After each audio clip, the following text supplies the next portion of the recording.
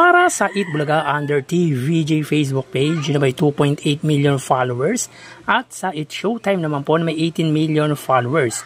So as of 1:45 PM, ang Eat Showtime po ay may kasalukuyang segment na Hide and Sing. Samantalang ang Eat Bulaga naman po ay Gimme 5. So dito makita po natin mga kaparokya, ang Eat Showtime po ay may 5,100 viewers at ang Eat Bulaga naman po ay may 5,200 live viewers. So again, as of 1:45 PM, ang Eat Showtime po ay may 5,100 viewers at ang Eat Bulaga naman po ay may 5,200 live viewers. So punta naman po tayo sa TV Network YouTube channel ng dalawang noontime shows.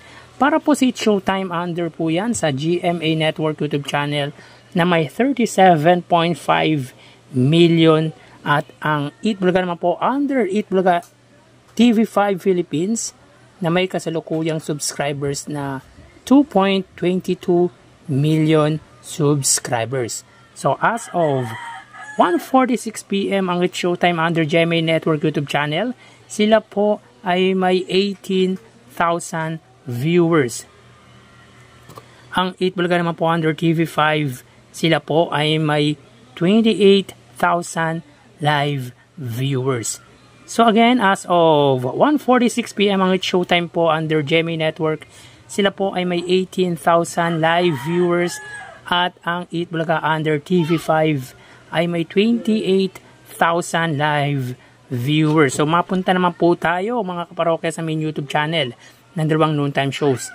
Para po sa Eat Showtime under ABS-CBN Eat Showtime na may 2.5 million subscribers at sa Eat Bulaga naman po under Eat Bulaga TVJ YouTube channel na may 1.25 million.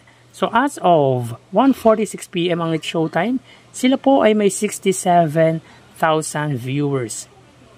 Ang Eat Bulaga naman po, sila ay may 121,000 live viewers. So again, as of 1:47 PM, ang Eat Showtime po ay may 67 or 68,000 viewers at ang Eat Bulaga naman po ay may 121,000 live viewers. So history po ito para sa Eat Bulaga dahil na-surpass po nila ang kanilang pinakamataas na views na 120,000.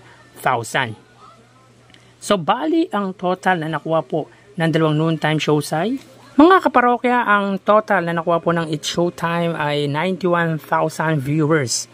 Ang Eat Bulaga naman po ay 154,000 live viewers. So again, ang Eat Showtime ay may 91,000 at ang Eat Bulaga naman po ay may 154,000 viewers. Yan po ang lumalabas sa kanilang online views update ng dalawang noontime shows. Magpapaalam na po ako sa inyo mga parokya. Thank you and God bless.